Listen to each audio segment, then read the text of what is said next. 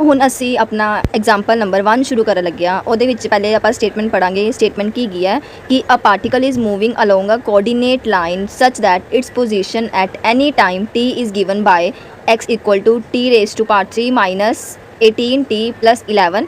ਫਾइंड ਕੀ ਕਰਨਾ ਸੀ? Speed, velocity and acceleration when t equal to 1 t equal to 1 also find the acceleration when the particle comes to rest। अच्छा ਹੁਣ ਉਹਨਾਂ ਨੇ ਸਾਨੂੰ ਕੁਐਸਚਨ ਦੇ ਵਿੱਚ ਕੀ ਕਿਹਾ ਗਿਆ ਹੈ, ਇੱਕ ਪਾਰਟੀਕਲ ਹੈਗਾ ਹੈ ਉਹ ਕੋਆਰਡੀਨੇਟ ਲਾਈਨ ਦੇ ਨਾਲ ਜਿਹੜਾ ਹੈਗਾ ਮੂਵ ਕਰਦਾ ਪਿਆ ਹੈ ਕੋਈ ਉਹਨਾਂ ਜਿਹੜਾ ਹੈਗਾ ਕੁਝ ਟਾਈਮ ਤੇ। ਠੀਕ ਹੈ, ਹੁਣ ਸਾਡੇ ਕੋਲ ਜਿਹੜੀ ਹੈਗੀ ਆ ਉਹਦੀ ਇਕੁਏਸ਼ਨ ਕੀ ਦਿੱਤੀ ਹੋਈ ਹੈ, ਐਕਸ ਵਾਲੀ ਇਕੁਏਸ਼ਨ ਦਿੱਤੀ ਹੋਈ ਹੈ। ਸਾਨੂੰ ਉਹਨਾਂ ਨੇ ਕੀ ਕੱਢਣ ਨੂੰ ਕਿਹਾ ਹੈਗਾ ਕਿ ਆਪਾਂ ਸਪੀਡ ਕੱਢਣੀ ਕਿ ਪਾਰਟੀਕਲ ਦੀ, ਕਿ ਕਿੰਨੀ ਸਪੀਡ ਨਾਲ ਉਹ ਜਿਹੜਾ ਹੈਗਾ ਮੂਵ ਕਰਦਾ ਪਿਆ, ਫਿਰ ਉਹਦੀ ਕਿੰਨੀ ਵੈਲੋਸਿਟੀ ਕੀ ਹੈ ਤੇ ਉਹਦੀ ਕਿੰਨੀ ਐਕਸਲਰੇਸ਼ਨ ਹੈਗੀ ਹੈ ਜਦੋਂ ਸਾਡੇ ਕੋਲ ਟੀ ਮਤਲਬ ਟਾਈਮ ਕਿੰਨਾ ਹੈਗਾ 1 ਹੈਗਾ।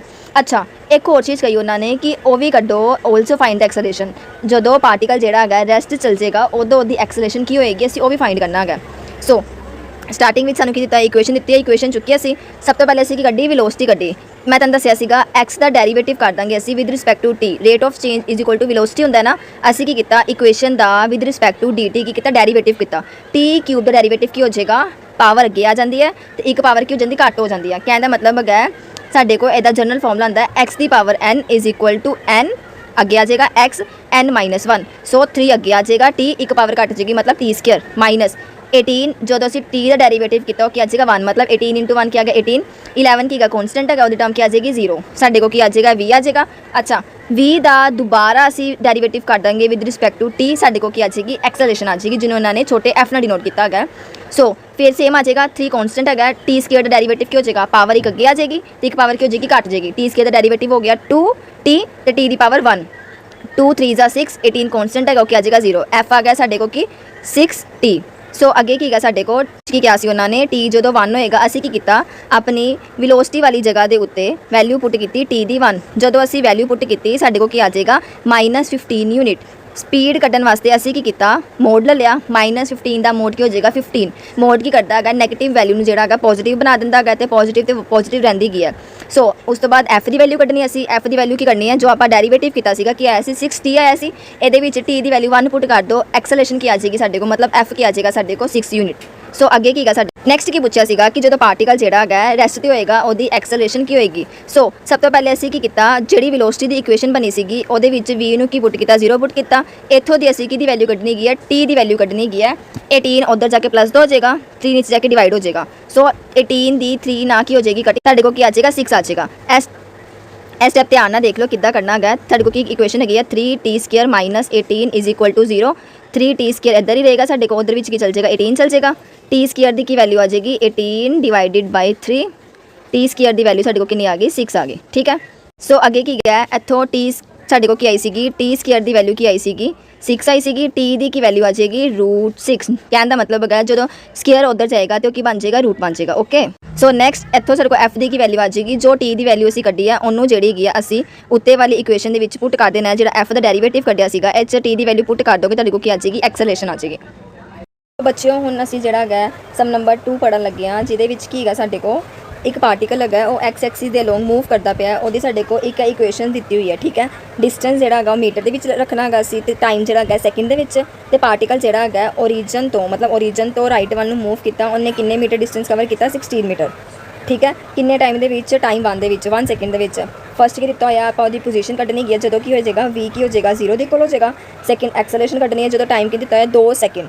तीजा है कि आप डिस्टेंस कड्ढना है उन्हें जोड़ा है टाइम जो 0 तो लैके 2 तक पहुँचा उन्हें कितना डिस्टेंस कवर किया।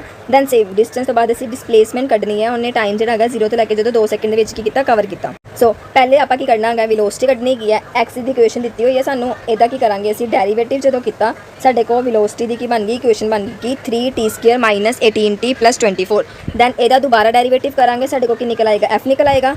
पहला की क्या सीगा उन्होंने पार्टिकल की पोजीशन कड्ढो जो वेलोसिटी की होएगी 0, ये वी की वैल्यू में 0 पुट करो साढ़े को एक इक्वेशन आएगी ए वाली ये सारी इक्वेशन के 3 कॉमन कढ़ लो साढ़े को इक्वेशन बनी T square minus 6t plus 8। जो असी स्प्लिट का मिडल टर्म ना इक्वेशन सोल्व करांगे साढ़े को 2 फैक्टर्स बन के आएंगे t-2 t-4। होप सो तुहानू स्प्लिटिंग का मिडल टर्म आती होएगी, अगर नहीं आती तो मैंने कमेंट में दस देना मैं तुहानू एक बार करके दिखा दूँगी।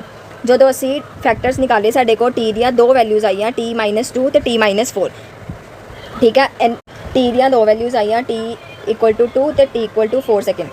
ਦਸ ਦਾ ਪਾਰਟੀਕਲ ਇਜ਼ ਅੱਛਾ ਨੈਕਸਟ ਕੀ ਕਿਹਾ ਸੀਗਾ, ਜਦੋਂ ਪਾਰਟੀਕਲ 0 ਦੇ ਉੱਤੇ ਸੀਗਾ ਸਾਡੇ ਕੋਲ ਟਾਈਮ ਦੇ ਦੋ ਵੈਲਿਊਜ਼ ਤੇ ਆ ਗਿਆ ਸੀਗੀਆਂ। ਹੁਣ ਇਹ ਟਾਈਮ ਦੀਆਂ ਦੋ ਵੈਲਿਊਜ਼ ਨੂੰ ਅਸੀਂ ਕਿਹਦੇ ਵਿੱਚ ਪੁੱਟ ਕਰਨਾ ਹੈਗਾ, ਫਸਟ ਇਕੁਏਸ਼ਨ x ਵਾਲੀ ਦੇ ਵਿੱਚ। ਜਦੋਂ ਅਸੀਂ ਪਹਿਲੇ t = 2 ਪੁੱਟ ਕੀਤਾ ਫਸਟ ਇਕੁਏਸ਼ਨ ਦੇ ਵਿੱਚ, ਸਾਰੀ ਕੈਲਕੂਲੇਸ਼ਨ ਕਰਾਂਗੇ ਤੁਹਾਡੇ ਕੋਲ ਜਿਹੜੀ ਹੈਗੀ ਹੈ ਉਹਦੀ ਇਕੁਏਸ਼ਨ ਦਾ ਆਨਸਰ ਕੀ ਆਏਗਾ 20 meter. Then same in case of this, ਜਦੋਂ t ਦੀ ਵੈਲਿਊ 4 ਪੁੱਟ ਕੀਤੀ ਸਾਡੇ ਕੋਲ x ਦੀ ਕੀ ਵੈਲਿਊ ਆ ਜਾਏਗੀ 16 ਮੀਟਰ। ਸਾਡੇ ਕੋਲ ਕੀ ਗਿਆ, ਜਦੋਂ ਪਾਰਟੀਕਲ ਦੀ ਵੈਲੋਸਿਟੀ 0 ਹੋ ਗਈ ਸੀ, ਟਾਈਮ ਕਿੰਨਾ ਡਿਸਟੈਂਸ ਕਵਰ ਕੀਤਾ ਉਹਨੇ 20 ਮੀਟਰ, ਤੇ ਕਿੰਨੇ ਟਾਈਮ ਦੇ ਵਿੱਚ ਟਾਈਮ 2 ਸੈਕਿੰਡ ਦੇ ਵਿੱਚ ਜਦੋਂ ਪਾਰਟੀਕਲ ਦੀ ਵੈਲੋਸਿਟੀ 0 ਹੋ ਗਈ ਸੀ ਤੇ ਉਹਨੇ ਕਿੰਨਾ ਡਿਸਟੈਂਸ ਕਵਰ ਕੀਤਾ 16 ਮੀਟਰ ਡਿਸਟੈਂਸ ਕਵਰ ਕੀਤਾ ਕਿੰਨੇ ਸੈਕਿੰਡ ਦੇ ਵਿੱਚ 4 ਸੈਕਿੰਡ ਦੇ ਵਿੱਚ। ਹੁਣ ਅਸੀਂ t ਦੀ ਵੈਲਿਊ ਨੂੰ ਥਰਡ ਇਕੁਏਸ਼ਨ ਦੇ ਵਿੱਚ ਪੁੱਟ ਕਰਨਾ ਹੈਗਾ। ਸਾਡੇ ਕੋਲ ਥਰਡ ਇਕੁਏਸ਼ਨ ਕਿਹੜੀ ਗਈ ਸੀ f ਵਾਲੀ ਐਕਸਲਰੇਸ਼ਨ ਵਾਲੀ।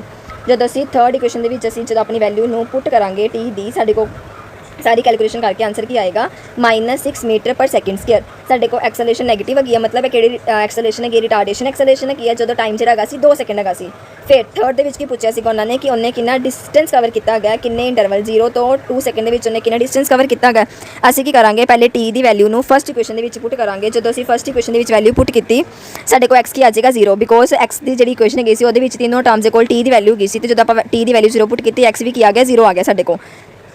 ਦੈਨ ਉਸ ਤੋਂ ਬਾਅਦ ਕੀ ਆਇਆ ਸਾਡੇ ਕੋਲ, ਜਦੋਂ t ਦੀ ਵੈਲਿਊ 2 ਪੁੱਟ ਕੀਤੀ ਫਸਟ ਇਕੁਏਸ਼ਨ ਦੇ ਵਿੱਚ, ਸਾਰੀ ਕੈਲਕੂਲੇਸ਼ਨ ਅਸੀਂ ਸੋਲਵ ਕੀਤੀ, ਸਾਡੇ ਕੋਲ ਕੀ ਆ ਜਾਏਗਾ 20 ਮੀਟਰ ਆ ਜਾਏਗਾ। ਕਹਿਣ ਦਾ ਮਤਲਬ ਹੈਗਾ ਕਿ ਜਿਹੜੀ ਵੈਲੋਸਿਟੀ ਕੀ ਹੈ ਜਦੋਂ ਟਾਈਮ 0 ਹੋਗਾ ਸੀ ਉਦੋਂ ਸਾਡੇ ਕੋਲ ਡਿਸਟੈਂਸ ਵੀ ਕੀ ਆ ਗਿਆ 0 ਆ ਗਿਆ, ਤੇ ਜਦੋਂ t 2 ਗਾ ਸੀ ਮਤਲਬ ਟਾਈਮ 2 ਸੈਕਿੰਡ ਹੈਗਾ ਸੀ ਸਾਡੇ ਕੋਲ ਡਿਸਟੈਂਸ ਕਿੰਨਾ ਆ ਗਿਆ 20 ਮੀਟਰ ਆ ਗਿਆ। ਸੋ ਜਦੋਂ ਪਾਰਟੀਕਲ ਜਿਹੜਾ ਹੈਗਾ ਪਹਿਲੀ ਗੱਲ ਸੇਮ ਡਾਇਰੈਕਸ਼ਨ ਦੇ ਵਿੱਚ ਮੂਵ ਕਰਦਾ ਪਿਆ, ਮਤਲਬ ਸੇਮ ਡਾਇਰੈਕਸ਼ਨ ਦੇ ਵਿੱਚ ਉਹਦੀ ਮੋਸ਼ਨ ਹੈਗੀ ਹੈ। ਅਸੀਂ ਕੀ ਇੰਟਰਵਲ ਲਿੱਤਾ t = 0, ਮਤਲਬ ਟਾਈਮ 0 ਤੋਂ ਲੈ ਕੇ 2 ਸੈਕਿੰਡ ਦੇ ਵਿੱਚ ਪਹਿਲੇ ਕੀ ਆ ਗਿਆ x 0 ਆ ਗਿਆ, ਜਿਹਦੇ ਨਾਲ t ਵੀ ਕੀ ਆ ਗਿਆ 0 ਆ ਗਿਆ। ਫਿਰ ਅਸੀਂ x ਦੀ ਵੈਲਿਊ ਟਾਈਮ ਜਦੋਂ 1 ਹੈਗਾ ਸੀ x ਦੀ ਵੈਲਿਊ ਕਿੰਨੀ ਆ ਗਈ 16 ਆ ਗਈ ਸਾਡੇ ਕੋਲ।